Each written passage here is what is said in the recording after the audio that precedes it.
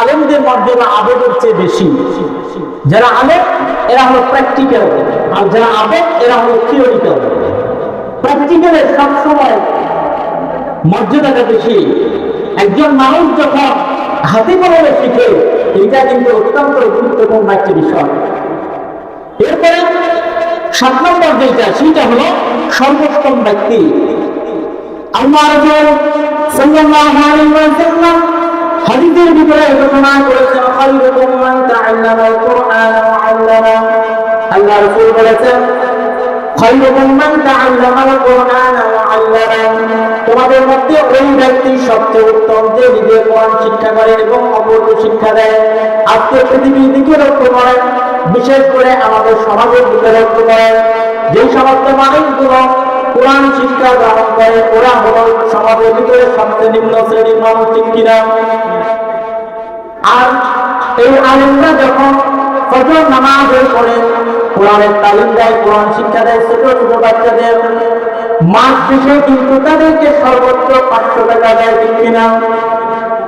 আর একজন জেনারেল একজন শিক্ষক যখন একটা ছাত্রকে পড়ায়, ওই ছাত্রকে মাসের ভিতরে 3 দিন প্রাইভেট পড়ায়, আর তাকে দেওয়া হয় 5000 টাকা।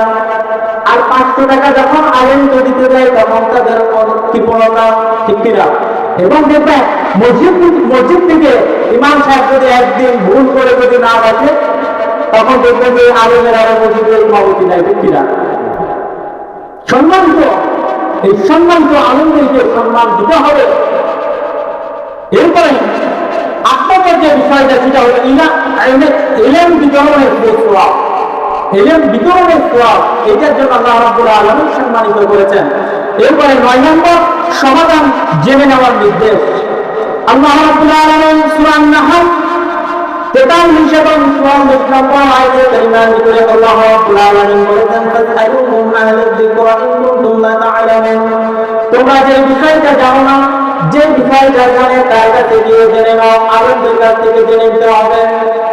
এখন দেখবেন আমাদের সমাজের ভিতরে, আমাদের মসজিদের ভিতরে দেখবেন যে বাঁশের চেয়ে কুঞ্চি বড়, বাঁশের চেয়ে কুঞ্চি বড়।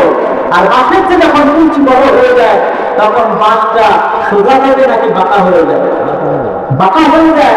আলেমদের উপরে আপনি আটপাড়ায় কথা বলবেন, আলেমদের ফতোয়া দেওয়ার আগে আপনি ফতোয়া দিতে শুরু করেন।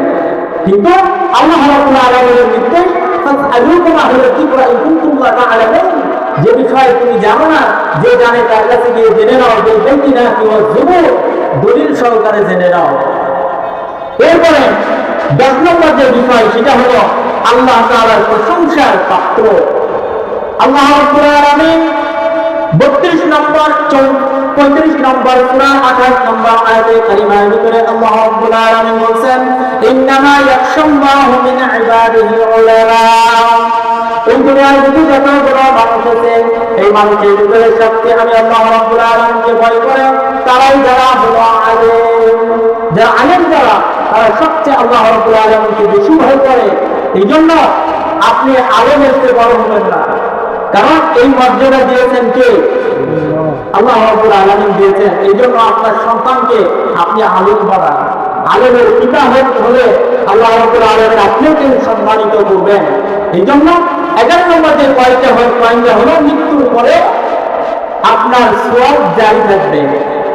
মৃত্যুর পরে সওয়াব জারি থাকবে, যেটাকে বলা হয় সাদাকায়ে জারিয়া, চলমান প্রক্রিয়া, চলমান সওয়াব।